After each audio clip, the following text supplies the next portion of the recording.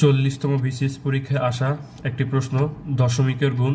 তো এই অঙ্কটা আমরা খুব সহজেই করতে পারি।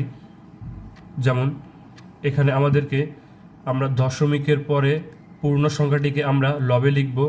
যেমন এখানে দশমিকের পরে একমাত্র পূর্ণ সংখ্যা হলো 1, এবং দশমিকের জন্য হরে একটি 1 লিখব, এবং দশমিকের পরে যত সংখ্যা থাকবে বা যতগুলো সংখ্যা থাকবে ততগুলো শূন্য লিখব।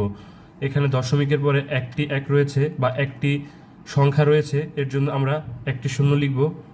এবং গুণ একইভাবে এখানে আমরা দশমিকের পরের পূর্ণ সংখ্যাটি লিখব। এখানে দশমিকের পরে একমাত্র পূর্ণ সংখ্যা হলো 1, দশমিকের জন্য হরে 1 লিখব, এবং দশমিকের পরে যতগুলো সংখ্যা রয়েছে বা যতগুলো ঘর রয়েছে ততগুলো শূন্য লিখব।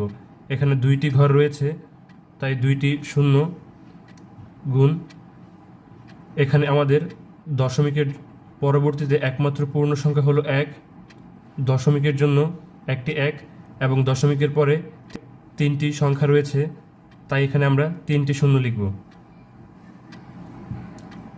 এখন আমরা লবকে গুণ করে দেব এবং হরকে গুণ করে দেব। তো লবকে যদি গুণ করে দিই তাহলে 1, এবং হরগুলোকে যদি গুণ করে দিই তাহলে এখানে 1 এবং শূন্য রয়েছে। 1 2 3 4 5 6, 1 2 3 4 5 6।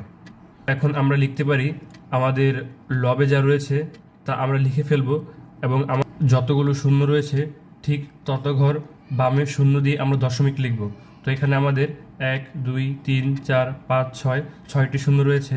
তাহলে আমরা এখানে 1 2 3 4 5 6 দশমিক শূন্য। তাহলে আমাদের উত্তরটি হবে 0.0000001। এটাই হলো আমাদের উত্তর।